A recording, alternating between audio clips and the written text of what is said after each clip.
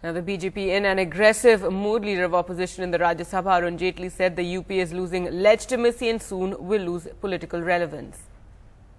Mr. Jaitley, the first question which comes to the mind of the viewers and everybody, what will a big BJP win or a loss signify as far as this winter session is concerned? Well, the session begins on a Thursday and it's likely to be adjourned in both houses because sitting members have unfortunately passed away.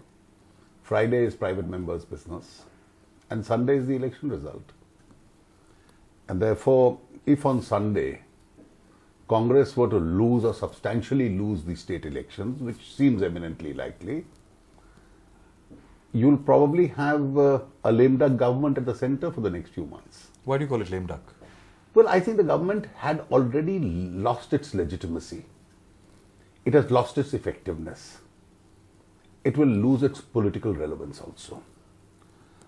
The leaders are half-hearted. The ministers are half-hearted. In part of the states, they had even abandoned the campaigns. I think only the active ones have confined themselves to tweets and press conferences. That's as far as they can go.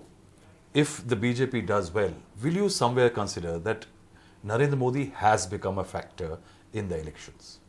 Well, every opinion poll today declares him as the most popular politician in India. So the fact that he has become a factor, whether you like him or not, is a reality. And the sooner political parties realize this reality, the better it is for them. In terms of legislation, you have the Lokpal legislation which is pending. The Telangana. There's a huge demand in the country that you pass it. There was a near consensus report of the Rajya Sabha Select Committee.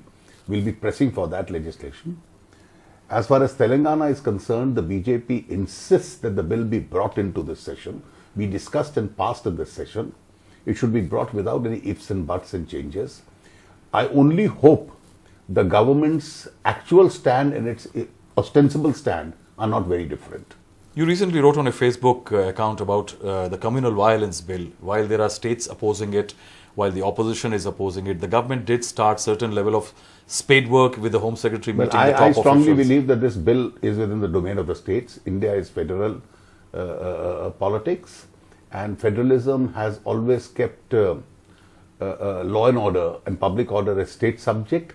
This bill eminently deals with public order and law and order in pith and substance, and therefore it's in the domain of the states. I just don't see how the central legislature has jurisdiction to deal with this issue. Your Facebook post did give an impression that somewhere it is also the timing of it that you were opposed to. Obviously, it's the timing. They brought it 2.5 years ago, the National Advisory Council. They put it for consultations. In 2011, it was taken up in the National Integration Council. Almost every chief minister, including Congress chief ministers on the principle of federalism, spoke against this bill. And then it was put in a limbo. And suddenly now on the eve of the elections, they have referred the matter to the states for consultation.